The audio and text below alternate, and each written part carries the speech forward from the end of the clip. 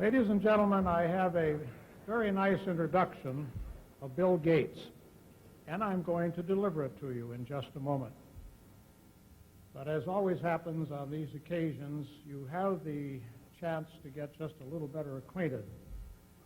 And as Bill and I sat at this table tonight, meeting each other literally for the second time, I met him first at the White House when he was being tendered the distinguished honor of the presentation of the National Medal of Technology by the President of the United States. We were chatting about the kind of things that most of us like to talk about. We talked about his dad and his mom and the kids he went to school with. And the thing I liked about the conversation was the respect that he demonstrated for the fact that he had such an inspiring and such a loving mother and father, and what they did for him, and they were themselves, and are themselves, of course, successful people. And then he spoke about the young folks that he went to high school with, and that they were all oriented towards achievement, and that was stimulating to him, and the teachers that he had were good folk. Some of us are lucky in life. In that regard, I think Bill would agree that he was a lucky guy. He, of course, has done an awful lot with his luck, but look at the wonderful values that this fine gentleman has, and we're very privileged to have that quality of a man in our midst. As our guest this evening, he certainly has generated a great deal of interest. I frankly think he was lucky to get in order to hear himself.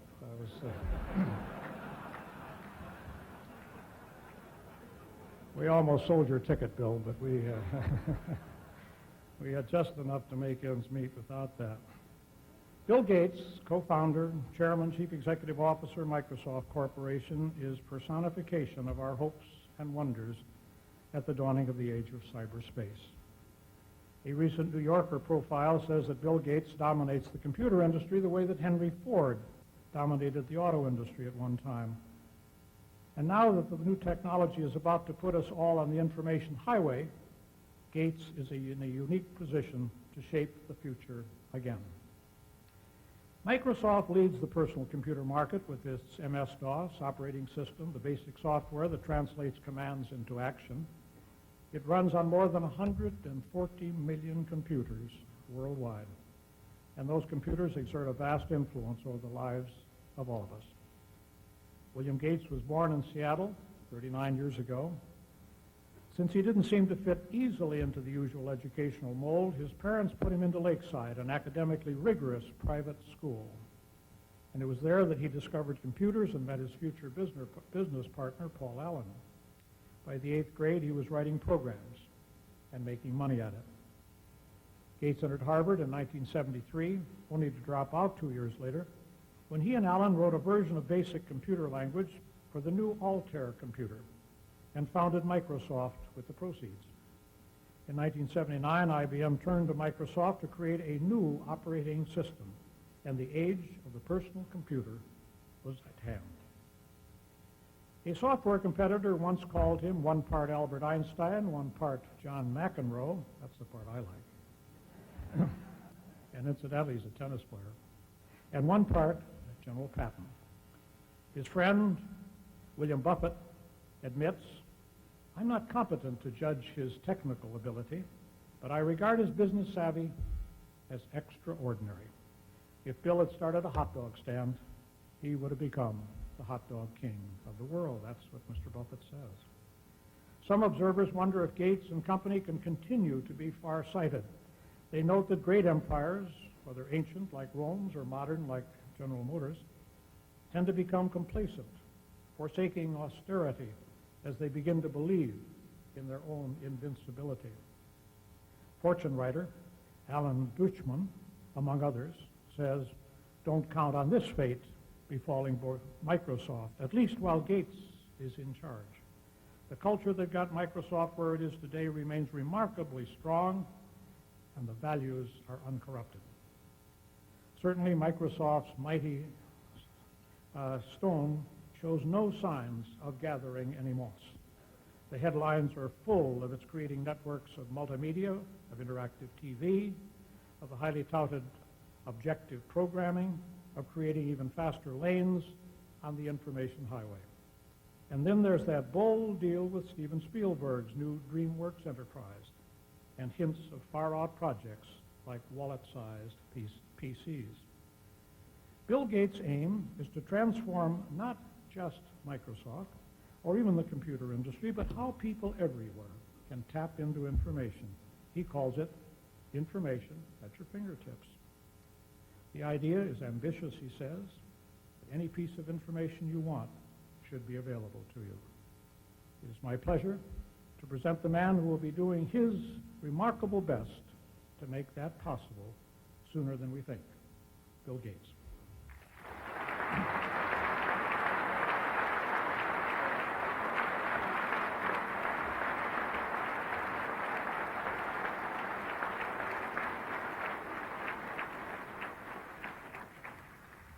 Well, good evening.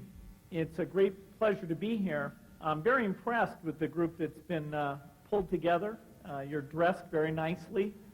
I have to admit that the only time I used to wear a black tie was when I was in a men's club at Harvard University, and we never gave sober speeches back then.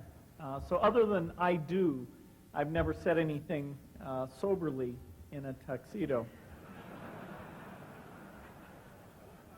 What I want to share with you tonight is something that really makes me say that my job is the most interesting one in the world.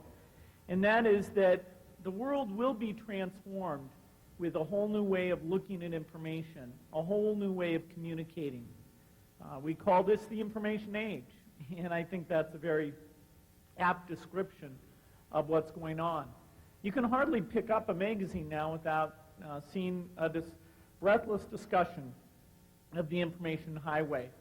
And I have to admit that having this all happen under the spotlight is certainly a lot different than 20 years ago when the PC revolution got started. And it was just a few people who knew a secret that the microprocessor could really change everything.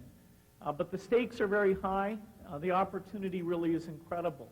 What we're talking about is changing the way not only that we do business, the way that we organize businesses, the way we work with customers, but also the way we learn, and even the way that we entertain ourselves. And all of this will unfold in a relatively short period of time. Certainly within the next 20 years, the impact here in the United States will be very, very dramatic. The first 20 years were really about creating a tool that would allow us to build documents. And it was a tool of the individual. That's very different than the computer that came before, which was a tool of organizations. But the primary way that you got a benefit out of the tool was that you would type in your word processing document or your spreadsheet or your database, and you'd print something out, take it to a meeting, and so it was only you working alone that were sitting at that device. What I'll talk about that comes in the next 20 years is that rather than being a device for an individual or even a computation device, these will turn into communication devices. And devices that are so far beyond in terms of their presentation capability and their location capability, something like the phone is to redefine how we reach out into the world at large. Now, part of this is the magic technology of chips. It was only in seeing that every couple of years these chips would get twice as powerful that Paul Allen, my partner, and I decided it made sense to drop out of school and start a software company 20 years ago. Some of the things we really believed in then, including the importance of software and that personal computers would catch on not only in business but also in homes, those have really started to come true.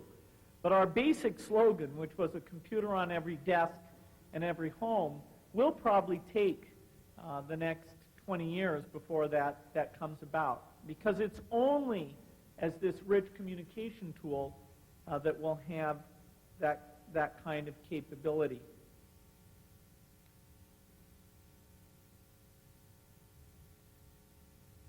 Now, the progression over these last 20 years has been very interesting because it's quantitative. You can talk about the machine being 1,000,000 times faster. You can talk about the graphics being 100 times better. You can talk about all sorts of measures of the device. But the change is really qualitative in nature. The kinds of things we do with the computers are changing. Something that's just happened in the last few years is what's called the multimedia revolution, taking information of all types and moving it onto the CD, the compact disc. The same device that's used for music is now used for interactive software information. And information of all types is being moved into that form. We're taking museum tours, we're taking textbooks, we're taking sales catalogs, we're taking encyclopedias and putting them onto the CD and making the material far more engaging than it would be in any other form. The encyclopedia has sound, it has pictures, you can cross-link between different related pieces of knowledge. If I look back to when I was growing up, if you wanted to read the encyclopedia, you started at A and went to B and went to C, and the information was kind of hard to read because you were skipping around all the time from one topic to another since it was alphabetical. With this electronic encyclopedia, you can actually take a coherent subject area and read everything about it and then move on to the next area. I gave up at about P, and I think if I'd had the electronic encyclopedia, I might have made it all the way through. The opportunity when information is in that form to really draw out the incredible curiosity that young children have, I think will bring a very, very dramatic change. Some of the subject matters that are being put up there really should draw in people of all ages to use the PC. Some people despair of using the PC thinking that maybe it's only for young people. And I have to admit, the machines we have today are extremely difficult to use, and they require quite a bit of patience. I think the main difference between adults and children is that adults aren't used to being confused, and so they give up. My advice is just persevere. Pick an application that is really engaging for you, whether it's electronic tax returns or electronic golf games or playing bridge with your friends on an online service, and master that application. Once you've got one under your belt, then moving on to use others should be very, very straightforward. Well, the advances that have come year by year are the evolution, and it's really the PC that's getting smaller and faster and having more of this software that will grow into this thing called the information superhighway. I hate the term information superhighway, but unfortunately I don't have a better term. It calls up an image of distance. And what this revolution is all about, it's about eliminating distance. You will be able to share information and work with somebody who's all the way around the globe, almost as well as somebody who's right next door. The concept of a highway calls up the image of a lot of people all going in the same direction, maybe even experiencing a traffic jam. Well, the idea of this invention is that you can pursue knowledge that only you're interested in and at the pace that you want. And so it's the opposite of a highway.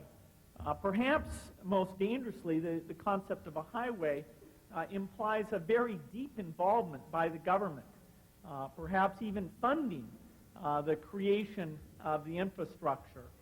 And fortunately, I think, at least here in the U.S., people see that the kind of risk-taking and innovation that's really going to bring this to life is best done by private companies. The U.S. is very, very lucky that we have such a competitive environment with the various phone companies and the cable industry who are just chomping at the bit anxious to have the deregulation that will allow them to charge out and build this new infrastructure and deliver these new applications. And so it's a time of investment. It's a time that people are looking at putting in lots and lots of money. Microsoft is one of those companies, and you'll see an immense number of partnerships that will be necessary to pull this all together. We need studios to build new material. And a company like Microsoft, we won't become a studio. We'll have to work with studios. And so this joint venture we've done with Spielberg and his cohorts is just an example of the type of thing that you'll be seeing. You're seeing the phone companies now reaching out and getting into the show business, partly to get involved with this. And the whole thing about the information highway and how people are really thinking it's going to be so fantastic reminds me of something that Warren Buffett told me once. He's the investor from Omaha, and I've gotten to know him, and he's got a lot of good advice. He was telling me once, he was asking me actually,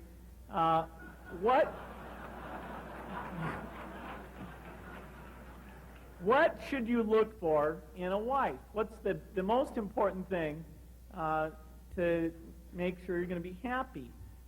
Is it, good looks, brains, some other physical characteristic? What, might it be? And Warren's advice on this topic is that the key is low expectations.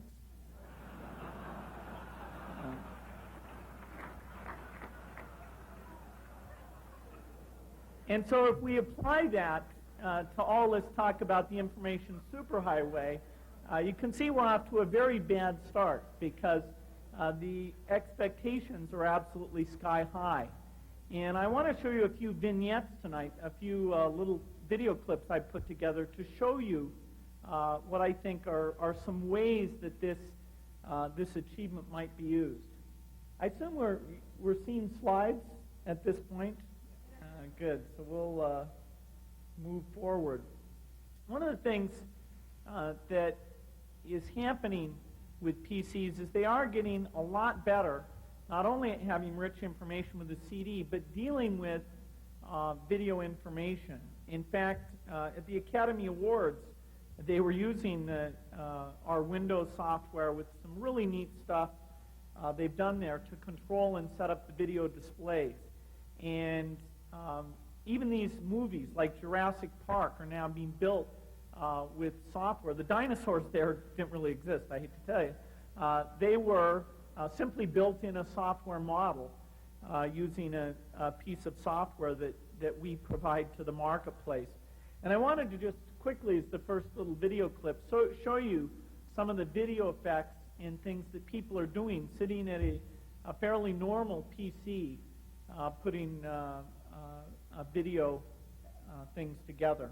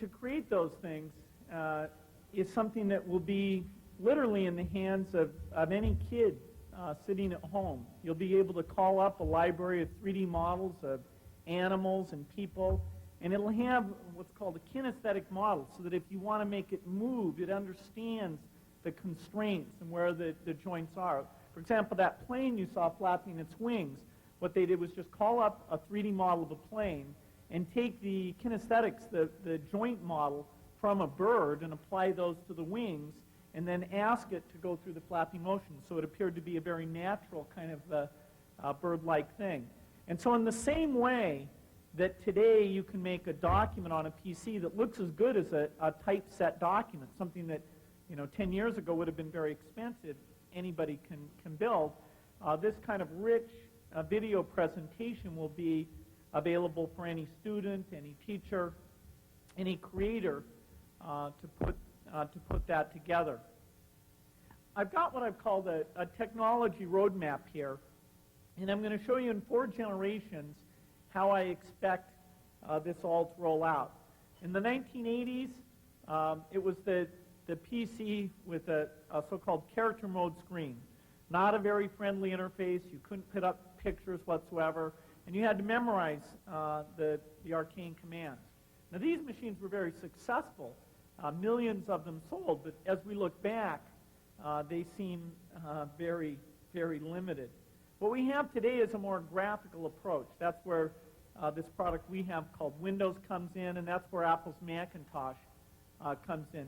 About 98% of all PCs now are either Windows-based or Apple's Macintosh. And so the graphics interface, which actually Xerox pioneered in their labs, and unfortunately never really benefited from commercially because the products they did really weren't successful, has now come into the mainstream.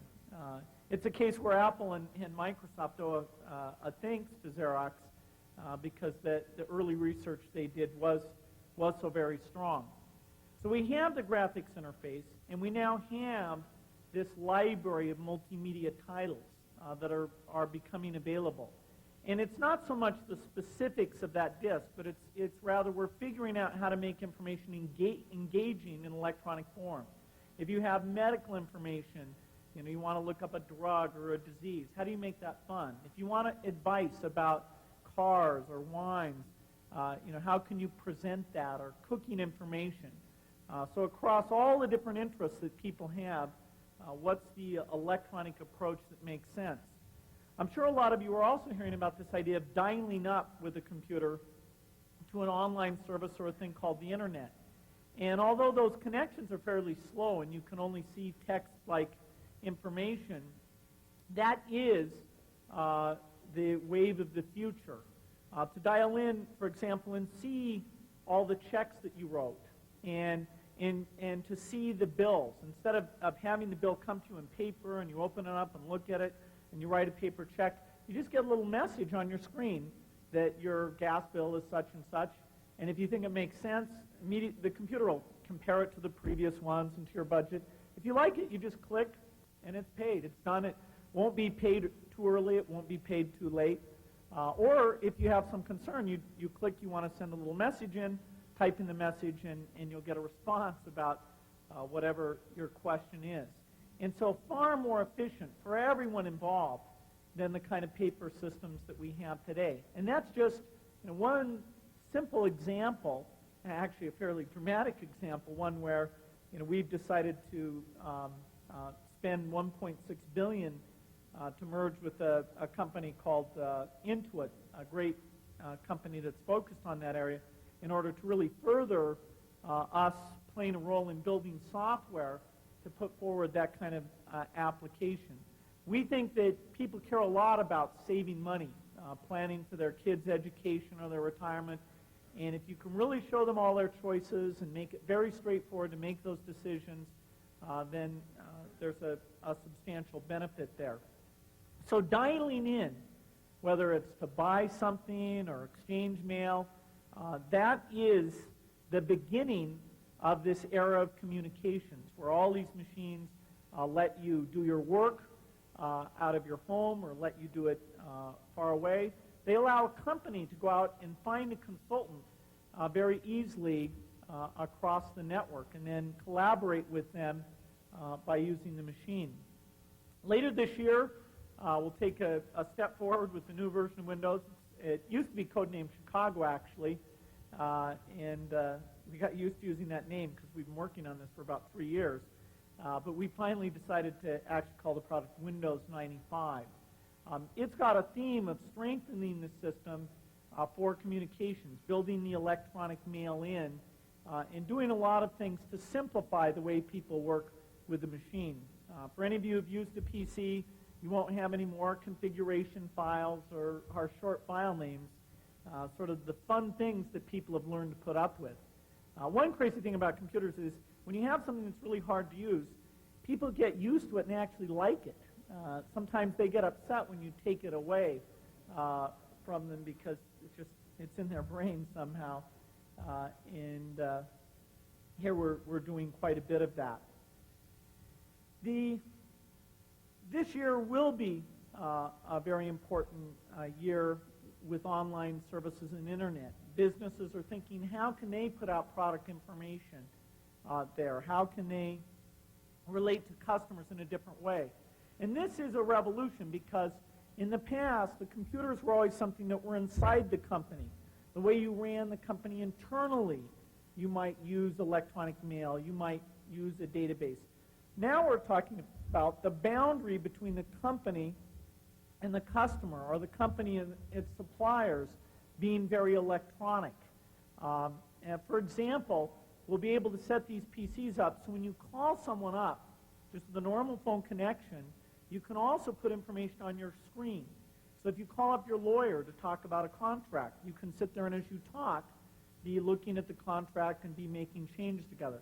If you call up your travel agent and you want to see a destination, see pictures, look at the budget, while you're talking, you'll be able to see that. And so you can have the combination of voice and the screen working together.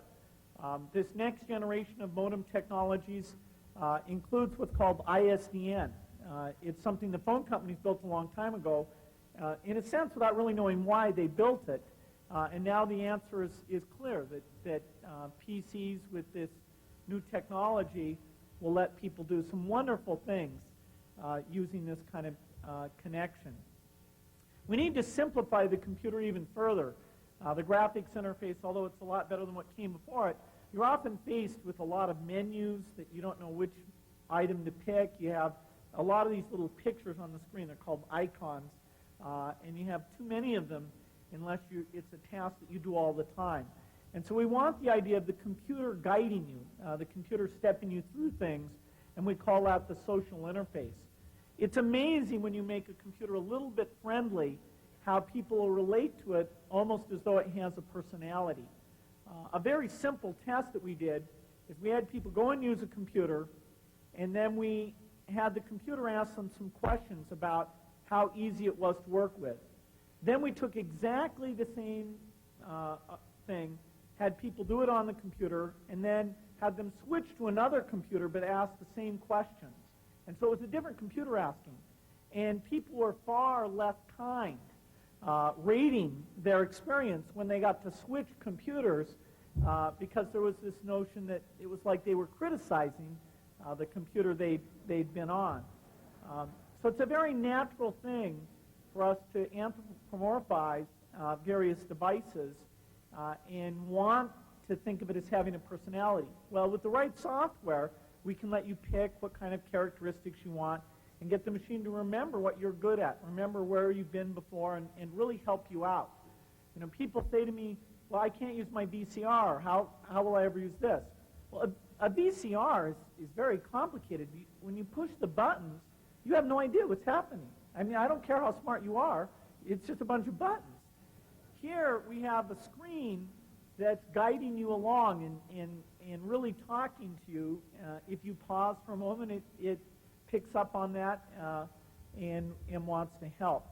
Now, the speed of these networks will be improving so fast that it's almost like the way the computers will speed up. The easiest way to think of it is that communications will almost be free. It's closer to think of it that way than any other way.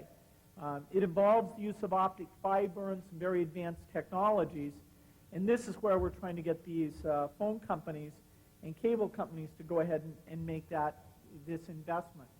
There'll be a lot of applications. Almost everything you do will be connected up here. And there'll be a lot of different types of devices that are connected up all together to make this network. You won't even think about the network. I mean, that's another reason I hate the word information superhighway. You know, the miracle of electricity, you don't understand how it gets to your house or water. And information will be the same thing. Actually, underneath it, experts will understand, hey, it's kind of complicated how it gets there. But you'll just think of information as pervasive. Everywhere you go, the information is there. The personal computers will have 6 kind of form factors that you'll use. You'll have your desktop, and the screens will be a lot higher resolution and flat screens, and so you can call up pictures in a better way. You'll have machines that have full-size screens that you carry around. In the back room, you'll have big machines with lots of disks. We call server PCs. And all 3 of those are kind of an evolution of PCs that you've probably already seen. The next 3 are quite new. One I call the TV PC. That's the idea that even though it looks like a TV, and it's in your living room, and it's the same size, and you can use it with multiple people sitting at a distance from it, the electronics that control it and the network it's connected to will be the same as all the other equipment. And so you can play the same games. You can do the same applications. Now, when you walk around, you'll have another machine we call the wallet PC.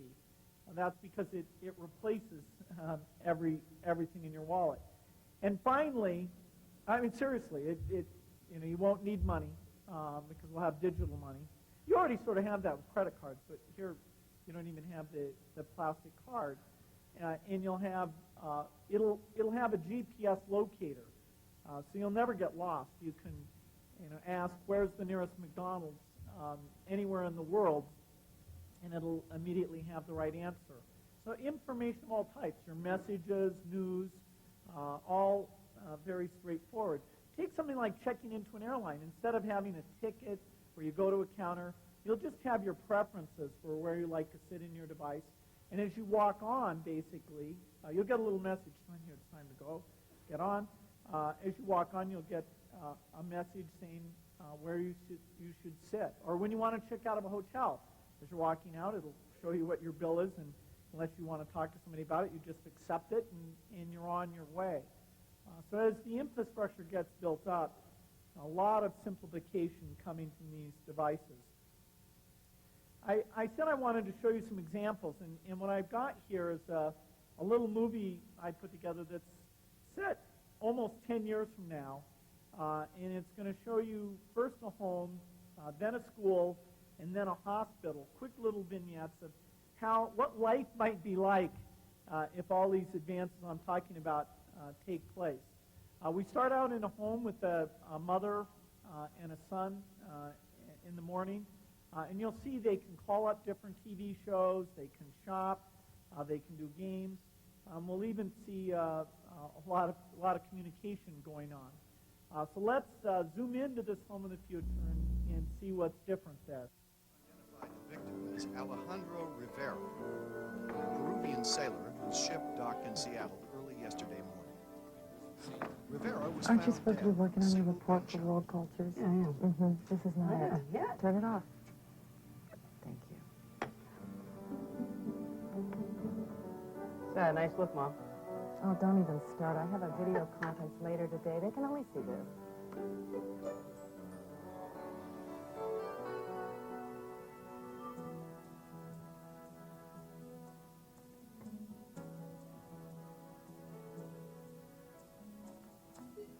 Have a great evening. Thanks for watching. Good night, everybody.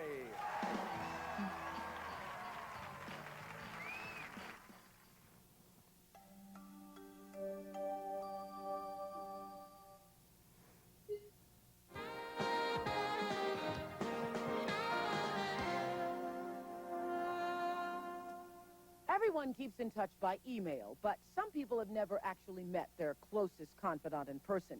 Today, partners in cyberspace meet face-to-face for the very first time. Will their relationship survive human contact? We'll talk about it on today's Home. Next.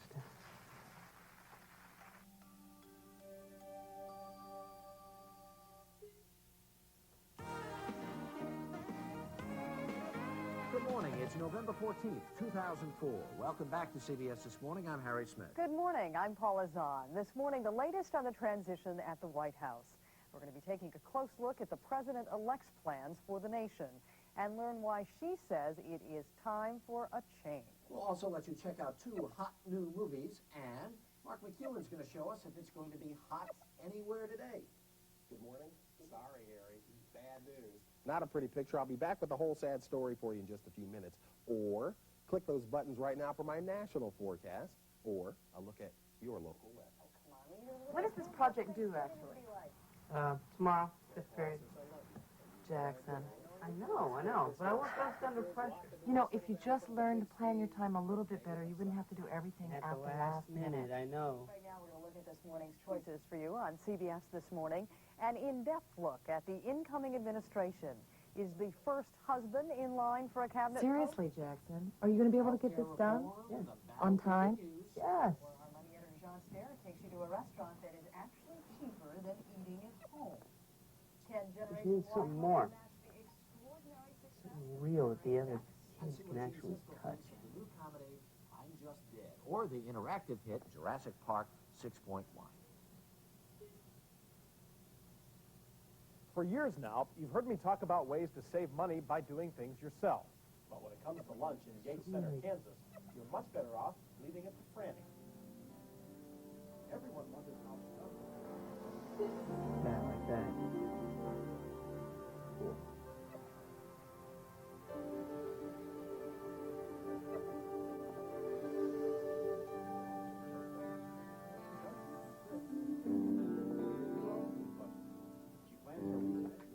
So let's look at what was unusual in this home.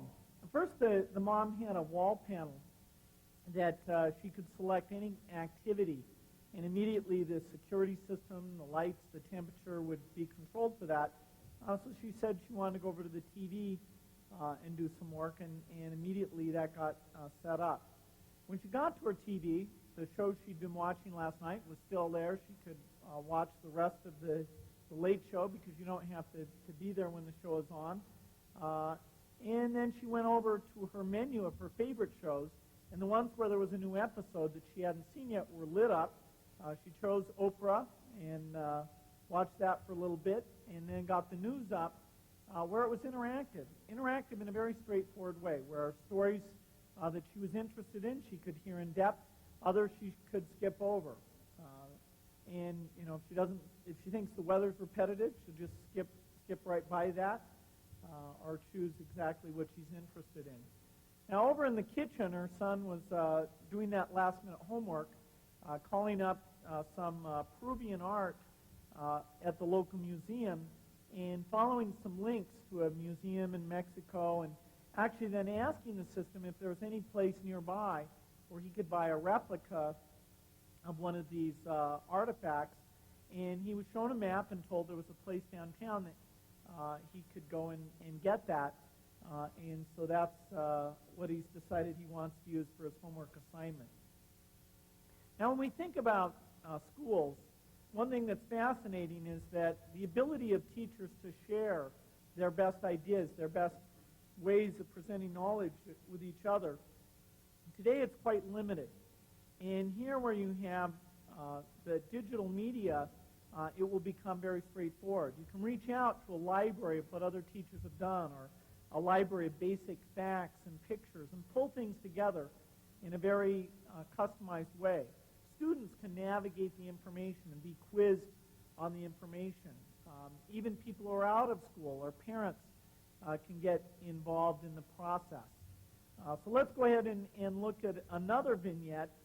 This one is when Jackson, the boy we saw earlier at home, goes in to make this presentation that he was working on at the last minute.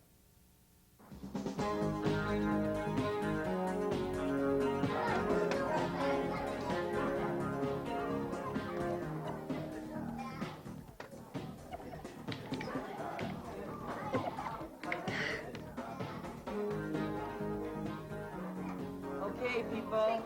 Take your seats, settle down. We've got a full day. Settle down now. Lila and Fred, get off the net. No more games. Come on.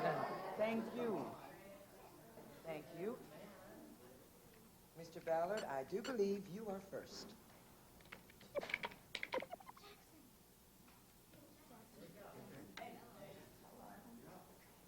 Mr. Ballard. I had a hardware problem.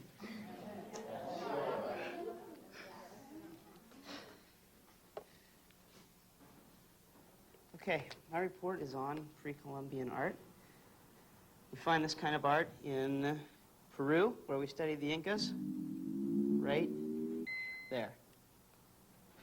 I brought a replica of some of the art in the mask right there. I threw this little presentation together for you guys. Kind of explains all this. And, well, let's just start it. I hope you have as much fun watching it as I had putting it together. So, here we go.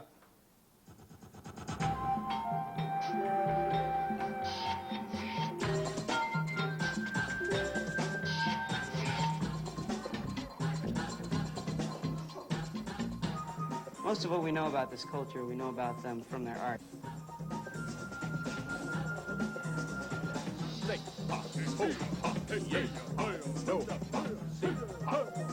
So, this was an incredibly sophisticated civilization. And then one day, they just disappeared. Nobody really knows what happened. I mean, maybe they got hit by the plague. Or maybe the Incas dusted them. But they're gone. Kind of made me wonder where our civilization will be in a couple hundred years. That's it. Very well done. Thanks. Actually, that was Lakeside High School, where I went to school, where that was filmed. We got some of the students to do that for us. Well, we saw there Jackson being able to bring a subject to life, and by doing that interactive searching of the world's knowledge, pull it together in a pretty interesting way, and also in an engaging way as well. And the whole way we can reshape the learning process, where someone who's curious can pursue that and realize more of their potential. I think that's quite dramatic if you're as optimistic as I am about the way that people really start out with a lot of curiosity and maintain it if they have a way of satisfying it. Well, another area, in the first area all this will come to pass, is in business. Since this group talks about economics, I have to say that one great way to think of this electronic world is to think of it as hyper-capitalism. That is, taking the idea of a market and what it can do in terms of matching buyers and sellers and reducing the friction in that matching process to be almost zero. So that if you want an expert consultant who has certain references, who costs a certain amount, you can find that resource wherever you're interested in it. If you want to buy a product and you want to see what everyone else who bought that product or some professional review organization has to say, that information will be out there. If somebody's a columnist who's really famous and they decide, heck, they don't need they don't have to be inside a newspaper, they can go out here and just publish on their own. And if enough people choose to visit their material, the royalties that accrue to them will be very, very substantial. And so we take and make things much more efficient than they ever have been before. The particular scenario I've chosen here is actually a medical scenario. It starts out with a bit of bad news. Jackson, who we saw doing this nice presentation, has been hit by a car, and we're going to see he's in an ambulance. But you don't have to worry too much. In this world, you'll be able to pick the ending that you're interested in. So let's see how Jackson fares as we've got him in the ambulance heading for the hospital. What you got, Daniel? Hey, Dixie, Male pedestrian 15 to 16, hit by a car, he's unconscious. Pupils look, make that semi-conscious. Champ, keep your arm down. Pupils look okay. I heard some crepitus around the left clavicle. Slight local swelling. Okay, I'll set up a scan on arrival. I need his EMR. Daniel, phone number, please? You think you can tell me your phone number? 238. 1895. Jackson. Jackson? Jackson? Hey, nice to meet you, Jackson. Daniel, I'll page the mother. Give me an AP view of the shoulder, please. All right. I'll get the orthopedist. This is gonna hurt a little bit, champ. That's it, it's over. That's it, man. That's it, we're done. Where's my mom? Hey, we're gonna call her. She'll probably meet us at the hospital. Hello, this is Dr. Nihei. Hi, Doc. Okay, I'm going to need an AP of the left clavicle. You should be seeing it now. Great. Great. Okay, a little to the left, please. All right. Sorry, other left. Right. Thank you. Good. Okay. Got it. Dixie, there's a posterior displacement of the distal fragment left clavicle. Huh. Doctor says you've got a broken clavicle. Jackson, you're gonna be just fine. See you in a few minutes. Daniel, bring him to 6A. Tell him Mom's on the way. You got it, Dix? Champ, your mom will be waiting for us when we get there. Okay? Just rest for now. You guys gotta call the cops.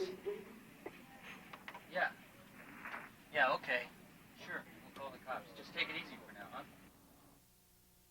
So we see here the dispatching nurse is getting guidance. As soon as she enters what type of injury it is, the computer's telling her what questions to ask, building the medical record, integrating that in with the previous medical record, helping her locate the mother.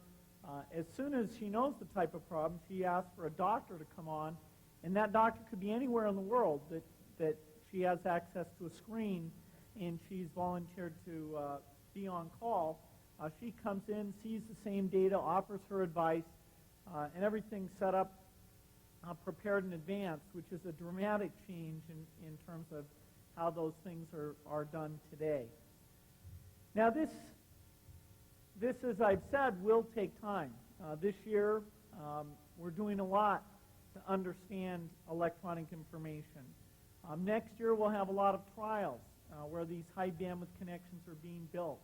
And even typical PCs will be connected up with this ISDN. And I believe that by the turn of the century, a substantial number of homes in the U.S., over 20 million, will be connected up to this. And I have to admit, in the past, I've often been overly optimistic about how quickly these things would roll out. But there's no doubt in my mind that this is the direction that things are going in. And I really believe that time frame is quite feasible. In fact, many of the people in industry think it'll happen even faster. There are certainly some concerns about what this all means. There's people who worry that some people will have it in the early days and others won't. There are people who worry about privacy. There are people who just worry about the kind of change it will bring. What does it mean for the job that they do or the things that they've learned?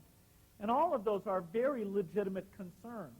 But we certainly don't have the choice of stopping these advances. In fact, the U.S. is likely to be very much at the forefront of these. All of the technologies, chips, software, communications, entertainment, the things that will really drive this forward, the kind of risk-taking that we see here in technology companies, should allow the U.S. To do extremely well, not only at using this here, but also providing it as a product around the world. I really see it as something that provides immense opportunity and really gets back to the original vision of Microsoft 20 years ago, this idea of a computer on every desk, on every home. And so I hope you get a sense of how excited I am by this. Thank you.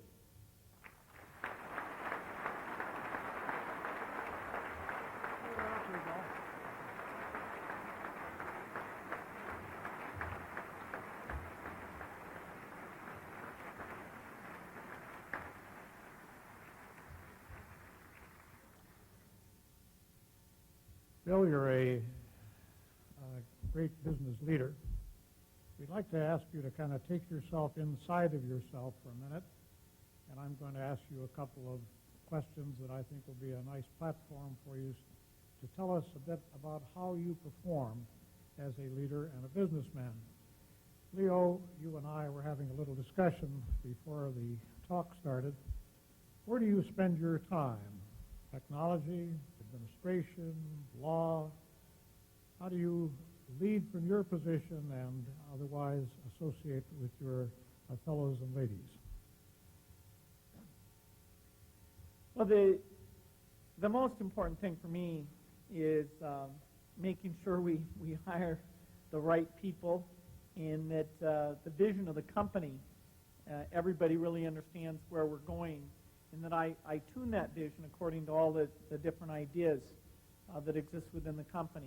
We are very product-oriented. Having great leadership products makes the difference between life and death in our business. And so I try to spend the majority of my time sitting down with product people and talking with them, encouraging them to be aggressive, encouraging them to share, giving them positive feedback or negative feedback on the things that they're doing. And so it's a people business. It's something where every time we hire somebody who's super talented, I go home feeling very good on days like that.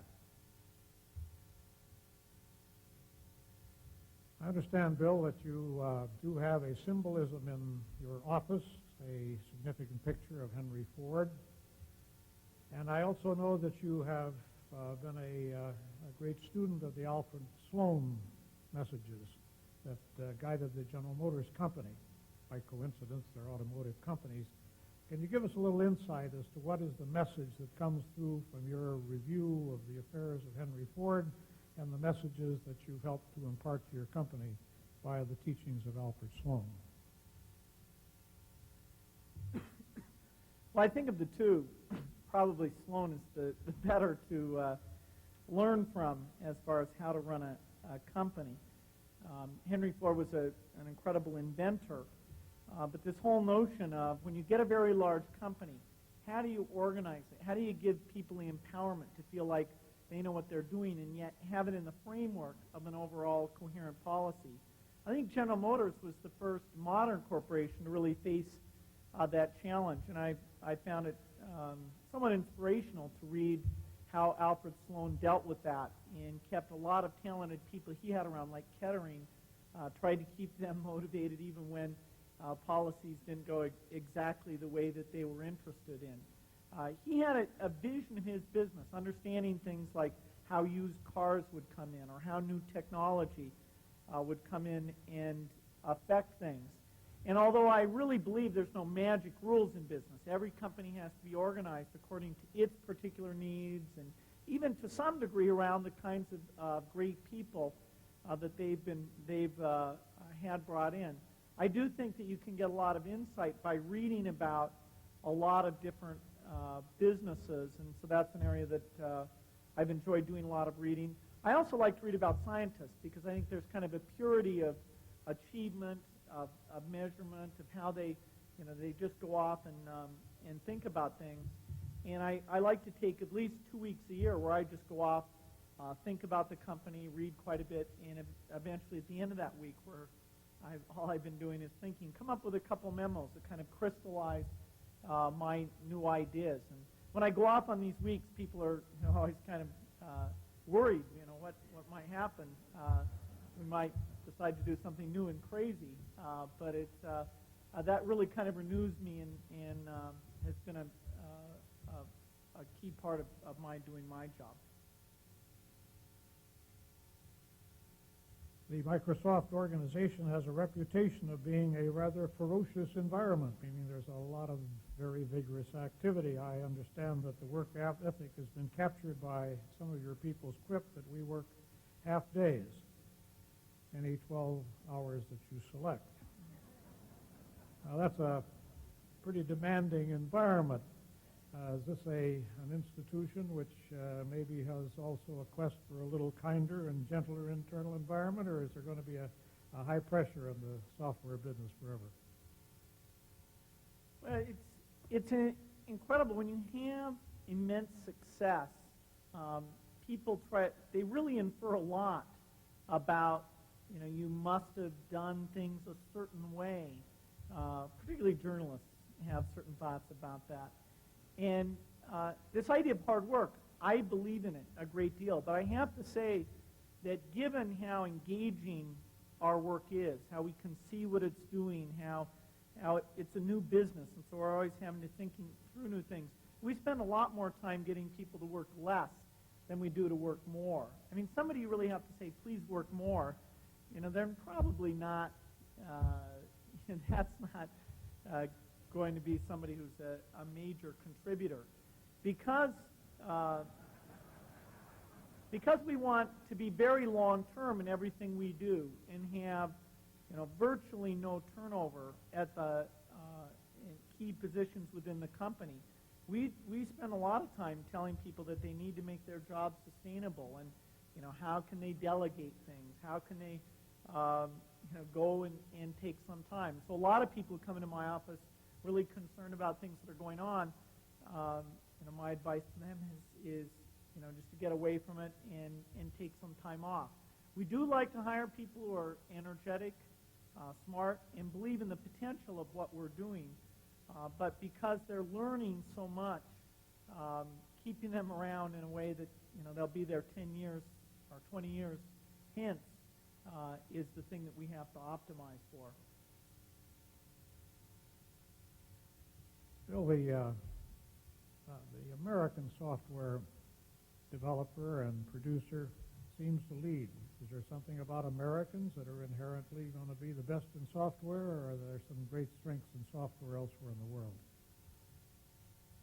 Well, I think it's very dangerous to think there's anything genetic or cultural that makes us good at writing software. There was a myth that Japanese engineers are not good at writing software. And nothing could be further from the truth.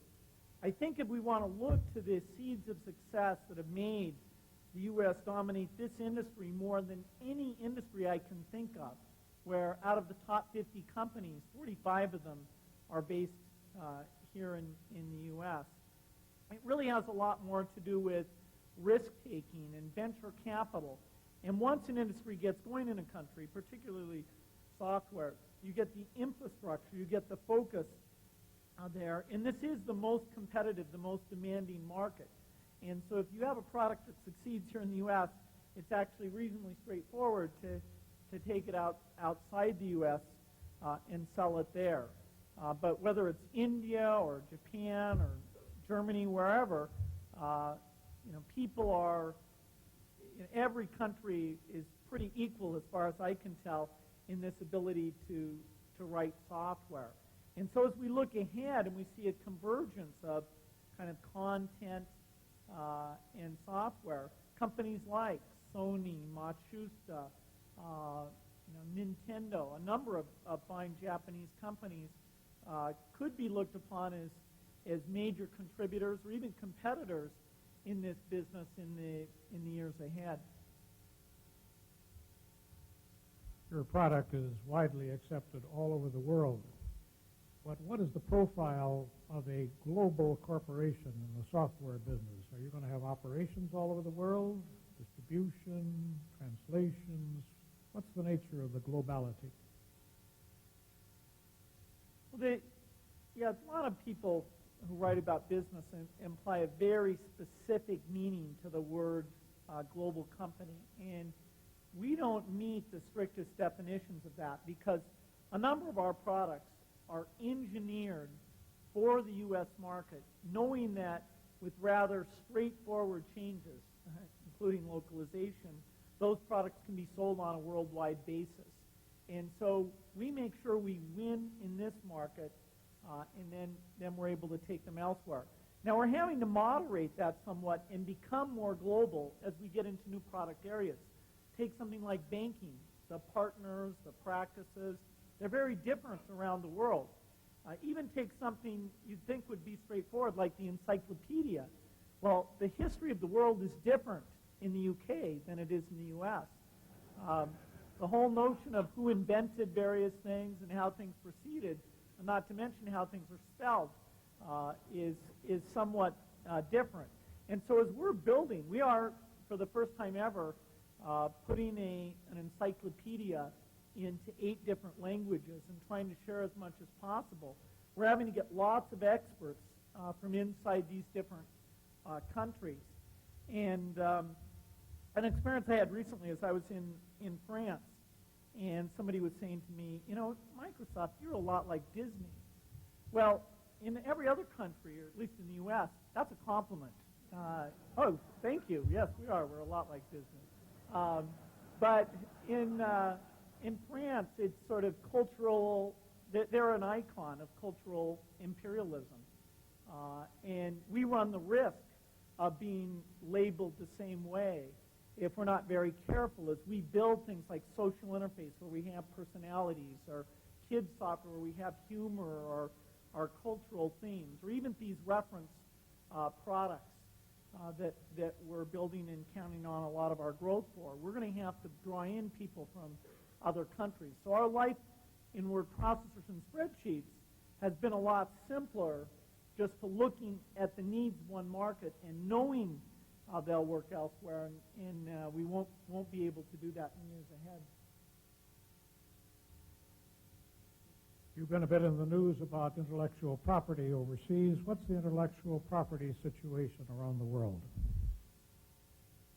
Well, given that U.S. companies dominate all intellectual property businesses, whether it's movies, drugs, software, it's actually kind of impressive that these other countries have intellectual property laws at all.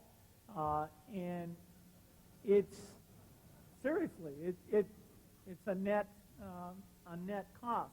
Now, it is a very positive thing for them to start to develop their own industries, since these are industries of the future. And the U.S. government is to be complimented throughout the last 3 administrations. The so-called U.S. Trade Representative has been very vigorous in promoting effective intellectual property protection laws throughout the world. One of the reasons we got involved in the NAFTA campaign was that it brought intellectual property protection into Mexico, and our sales have more than doubled there as a result.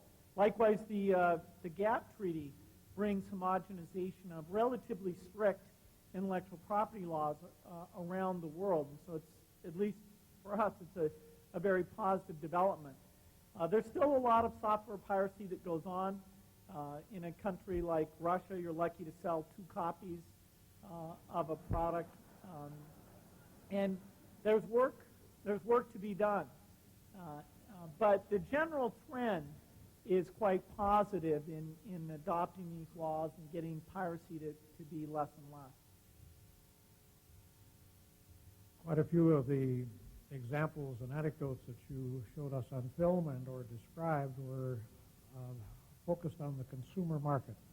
Is that the fastest growing market in the software business?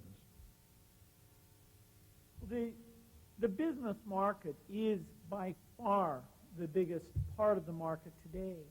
The idea of having electronic mail, which to me, if a company wants to get into this world I'm talking about, the first step, very straightforward, is to get electronic mail. Any company that isn't using that as a primary means of communications isn't even beginning to think about this new world. Even some of the phone companies or cable companies we've talked to amazingly aren't using electronic mail. So we push that as a starting point.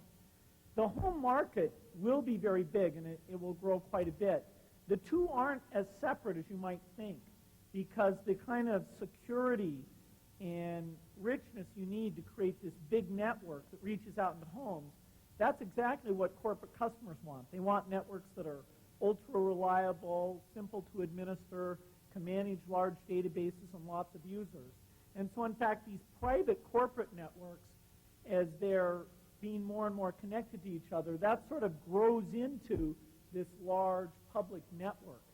And so our work isn't bifurcated where we have to think, okay, we'll do this for business and this for the consumer. Ease of use is important to both of those markets, and very, very complex, rich network systems that go beyond today's telephony network are very critical. But the home market will be big, almost as big as the business market if we'll go out 5 or 6 years. I presume in the business market, once people get established, they are an established and staying customer. There's a great deal of churn in the consumer market. What's churn? How is it affecting the business, and how is it going to be moderated?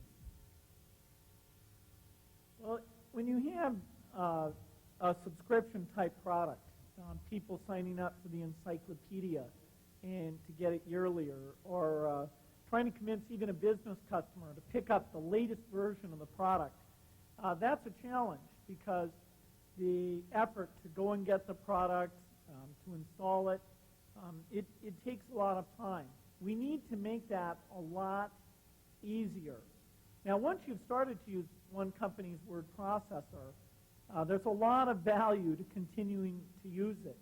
We've seen our share in that market in other productivity software go up to well above 80%, because this idea of sharing documents and collaborating, it means that people really want to use the same product. You want your lawyer to use the same product. You want everybody in your company to be willing to exchange that. And so as long as your technology is good and your price is very reasonable, there's a tendency for people with very high share to get higher shares. It's almost like VHS tape machines versus beta machines, that it's not really a pure technological thing. The interchangeability becomes very important. Where we see a lot of churn is in online services. People sign up, try it out. There's 3 or 4 different online services, and so people want to see which is best. And most customers eventually drop all of them. They just aren't easy enough to use yet. Now, I'm optimistic that by building communities in these online services, so you find friends that you want to send mail to, or columnists up there that you want to see on a regular basis, that we will be able to drop that churn down and go from having 5% of the people who use PCs today dialing out and paying a monthly fee to well over the majority of users working in that fashion with basically no churn at all. This question, Bill, will in effect relate to that, and maybe there's a little variation that you can put into your comments. You have been known to say that Microsoft must transform itself from being a maker of packaged goods into something more like a utility company. And how does that thought process of a utility posture you into the Internet and the services that will be rendered therein? Well, probably the term utility company is not quite right. They're not quite dynamic, but the nature of our revenue stream needs to be an ongoing revenue stream. And so that if you want to get the latest baseball information, if you want the latest encyclopedia, if you always want new things we're doing to the word processor, then in a very predictable way, we can come out with new versions that run very well, even on hardware that's as much as 3 years old. And today our industry does a very bad job of that, including Microsoft. And one of the reasons we're calling this new Windows version, Windows 95, is to get across the notion that we need to be very predictable in terms of coming out with new models of software. And so customers can plan in advance what's going to be in it, when it's going to come out, and they'll say, do they want to get the version every year? Do they want to get it every 2 years? But we'll have a cycle that's very predictable. And the kind of difficulty in getting to that you see now is very similar to what the auto industry went through when they tried to go to a model year program. And it'll be several years before we get there altogether. Bill, this audience expects that I can't get through an evening without at least mentioning the word quality. What is the secret to those of us that all have to write some software, at least embedded into our products and or into our services, how do we manage and discipline the quality process in design? How is your company doing that, and how are the rest of us going to finally rise to this new standard? Quality is a very tough problem. We have more people who test our products than who build our products. And the people who build the products spend about half of their time fixing problems. Now, this all takes place before the product is shipped into the marketplace. It's a multi-stage process. We build the product, we run massive internal tests, then we go out into a beta phase, and then we make sure that we're having no problems before we actually release the product. With something like Windows 95, we've gone to 400,000 users now as part of that beta test. And, you know, it's pretty incredible. If a car company had to sell 400,000 as free test models, they'd have a hard time ever making money on a product of that nature. Now, fortunately, we're in a very high volume business. Software quality, there are a couple of things that are very clear. Catching problems early is the best way to solve those problems. Having smart developers, there's no substitute for that. Good design where you keep things simple, there's no substitute for that. But once you get beyond those things, there's just an immense amount of expense. And software that sells in very high volume can be incredibly high quality. You have to have the discipline to do the testing, the discipline not to change things very much, the discipline to modularize things. But software companies will live and die based on their reputation for quality in the future.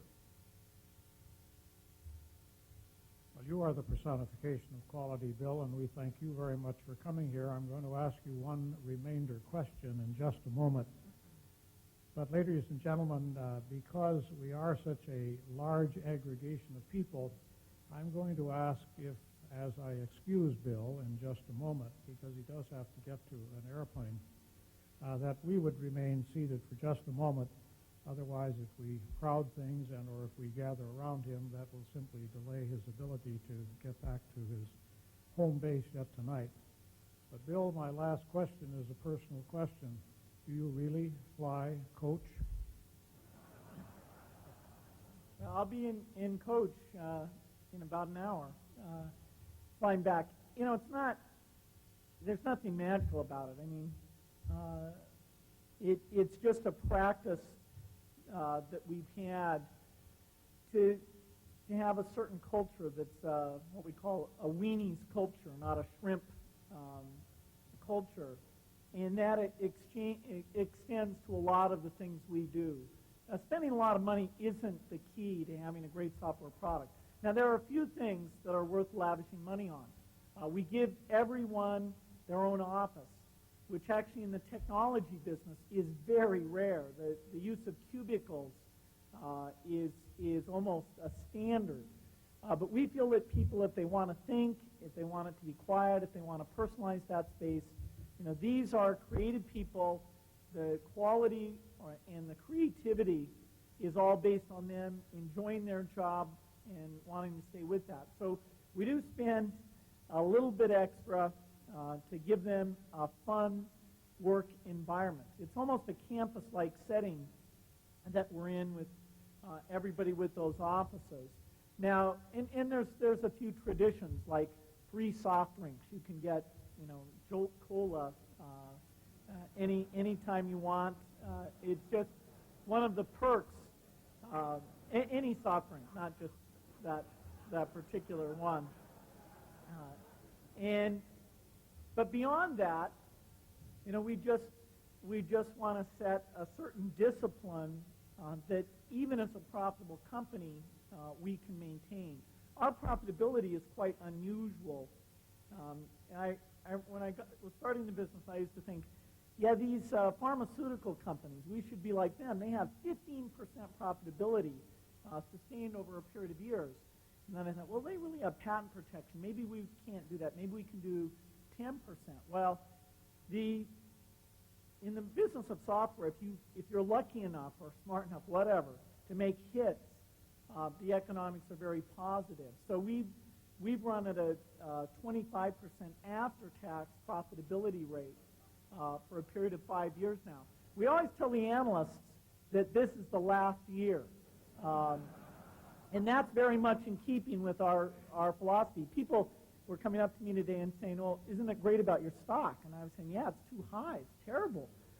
Because I don't want our stock to be super high. We're giving out options to people today who need to deliver on the products over the next 5 and 10 years that, that's when we want to really, see the value. We don't want to get ahead of ourselves in terms of that type of measure, because it's a secondary measure. It's not a primary measure at all. So some of our views of finances are quite unusual, and it's worked very well for us.